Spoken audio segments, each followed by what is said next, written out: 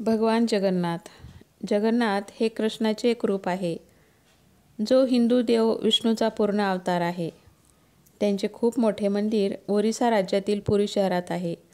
या शहराचे नाव जगन्नाथपुरीहून पडले आणि ते पुरी झाले. येथे दरवर्षी रथयात्रा उत्सवाचे आयोजन केले जाते.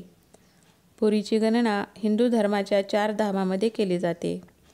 पुरी हे 4 धामापैकी एक धाम आहे. जगन्नाथाशी संबंधित 2 कथा आहेत. पहिल्या कथेत श्रीकृष्णाने त्यांचा महान भक्त राजा इंद्रद्युम्न यांना स्वप्नात दर्शन दिले आणि राजाला पुरीच्या नदीच्या काठावर असलेल्या खोडातून श्रीकृष्णाची मूर्ती बनवण्याची आज्ञा दिली. राजाने या कामासाठी स्वतःचा शोध सुरू केला. काही दिवसांनी एक गूढ वृद्ध ब्राह्मण तेथे आला आणि म्हणाला की मला परमेश्वराची मूर्ती बनवण्याची जबाबदारी घ्यायची आहे. पण त्या वृद्ध ब्राह्मणाची एक अट अशी होती की तो बंद खोलीत मूर्ती बनवणार व त्याचे काम पूर्ण होईपर्यंत खोलीचे दार कोणीही उघडणार नाही, अन्यथा तो ते काम अपूर्ण ठेवून निघून जाईल. 6-7 दिवसांनी जेव्हा कामाचा आवाज बंद झाला, तेव्हा राजाला स्वतःच्या मनावर ताबा ठेवता आला नाही आणि ब्राह्मणाला काहीतरी झाले असावे असा विचार करून त्याने दरवाजा उघडला. पण फक्त देवाची अपूर्ण मूर्ती सापडली आणि म्हातारा ब्राह्मण गायब झाला. राजाला समजले की हा ब्राह्मण दुसरा कोणी नसून देवाचा शिल्पकार विश्वकर्मा आहे. त्या मूर्तीला हातपाय नसल्यामुळे राजाला धक्का बसला आणि आपण दार का उघडले याचा त्याला पश्चाताप होऊ लागला. पण नंतर नारद मुनी ब्राह्मणाच्या रूपात तेथे आले आणि राजाला सांगितले की देवाला या रूपात अवतार घ्यायचा आहे आणि दरवाजा उघडण्याची कल्पना खुद्द श्रीकृष्णानेच राजाच्या मनात घातली होती. त्यामुळे त्याला काळजी करण्याचे काही कारण नाही, त्याने आराम करावा. दुसरी कथा महाभारतातील आहे, जी जगन्नाथच्या रूपाचे रहस्य काय आहे ते ती कथा सांगते. एकदा माता यशोदा, सुभद्रा आणि देवकीजी वृंदावनातून द्वारकेला आल्या होत्या. राण्याने त्यांना श्रीकृष्णांच्या बालपणातील कारनामे सांगण्याची विनंती केली.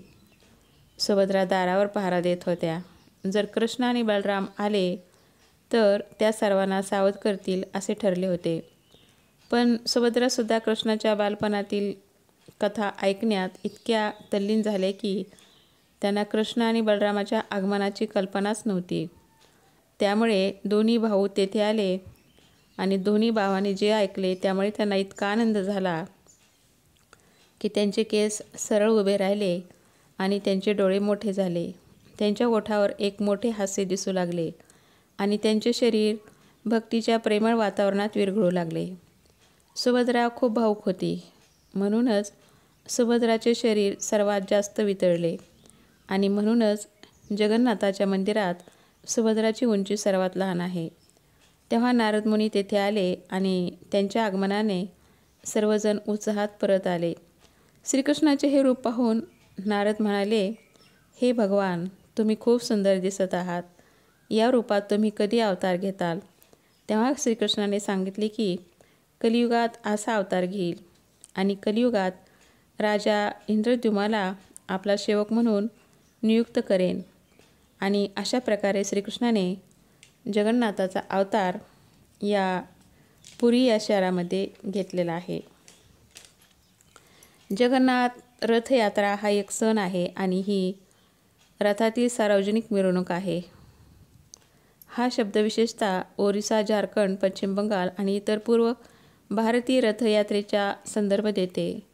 विशेषतः ओडिसा उत्सव आहे, ज्यामध्ये भगवान जगन्नाथ म्हणजेच विष्णूचा अवतार, बलभद्र त्यांचा भाऊ आणि सुभद्रा त्यांची बहीण होय. ओडिसाचे मंदिर त्याच्या रहस्य आणि चमत्कारामुळे चर्चेत राहिले आहे. पुरी मंदिराची जगन्नाथ रथयात्रा ही जगप्रसिद्ध आहे, जी दरवर्षी आषाढ महिन्यात सुरू होते. आषाढ महिन्यातील शुक्ल पक्षाच्या दुसऱ्या दिवसापासून जगन्नाथ रथयात्रा सुरू होते. या दिवशी भगवान जगन्नाथ आपला भाऊ बलभद्र आणि बहीण सुभद्रा यांच्यासह 3 वेगवेगळ्या रथावर स्वार होऊन शहरात फिरायला जातात आणि आपल्या मावशीच्या घरी म्हणजे गुंडीच्या मंदिरात जातात. ओरिसा, भारत येथे स्थित जगन्नाथ मंदिर परंपरेने दरवर्षी अन्सार काळात 15 दिवस बंद असते व 15 दिवसानंतर रथमहोत्सव किंवा रथयात्रा काढली जाते.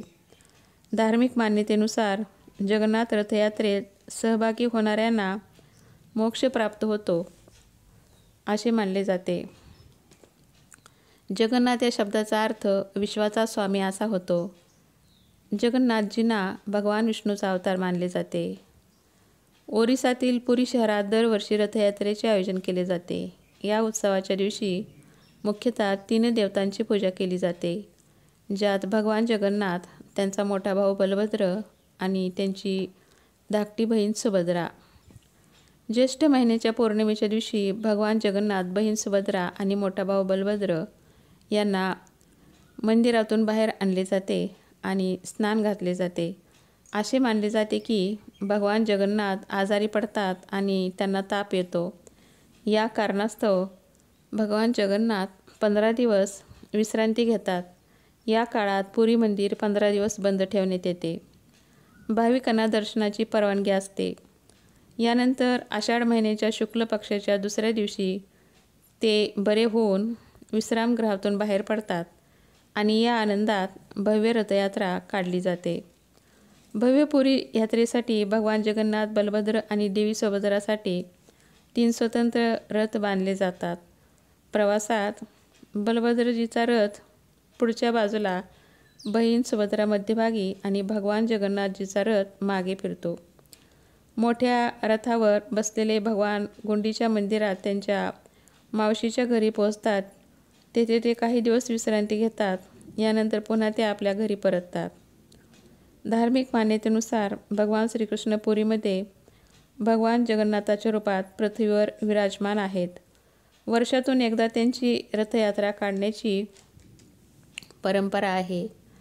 त्यात सहभागी होणाऱ्या भाग्यवानांना 100 यज्ञांचे पुण्य मिळते. भगवान जगन्नाथाच्या कृपेने लोकांना मोक्ष प्राप्त होतो असे मानले जाते. आषाढ महिन्यात पुरीमध्ये स्नान केल्याने सर्व पवित्र स्थानांना भेट देण्यासारखे पुण्य मिळते. पुरीचा जगन्नाथ मंदिर ते मथुरेच्या गुंडीच्या देवी मंदिरापर्यंतचा हा प्रवास जगन्नाथपुरी रथयात्रा म्हणून ओळखला जातो. पुरी रथयात्रा उत्सव 9 दिवस साजरा केला जातो. त्या दरम्यान भगवान जगन्नाथ आणि इतर 2 देवता गुंडीच्या मंदिरात जातात. ते त्यांच्या मावशीचे मंदिर आहे. रथयात्रेत सुमारे लाखावर भाविक जमा होतात. भगवान जगन्नाथाच्या दिव्य प्रवासाचा उद्देश उत्सव साजरा करणे हा आहे. हा एक उत्कृष्ट वार्षिक उत्सव आहे जो भगवान कृष्ण, ज्यांना भगवान जगन्नाथ असेही म्हणतात, जगन्नाथपुरी रथयात्रेत 3 रथ असतात. त्यात बलरामजीच्या रथाला जलध्वज म्हणतात, देवी सुभद्राच्या रथाला दर्पदालन म्हणतात किंवा पद्मस्थ म्हणतात आणि भगवान जगन्नाथाच्या रथाला नंदीघोष किंवा गरुडध्वज म्हणतात. अशा प्रकारे भगवान जगन्नाथजीचे पुरी शहरातील हे एक धार्मिक असे पवित्र मंदिर आहे. हे 4 धामपैकी एक धाम आहे. या ठिकाणी लाखो भाविक दर्शनासाठी जातात. या धाममध्ये दर्शन केल्यानंतर मोक्ष प्राप्त होतो असे मानले जाते. ही माहिती जर तुम्हाला आवडली असेल तर लाईक करा, शेअर करा आणि माझ्या चॅनलला सबस्क्राईब करा. धन्यवाद.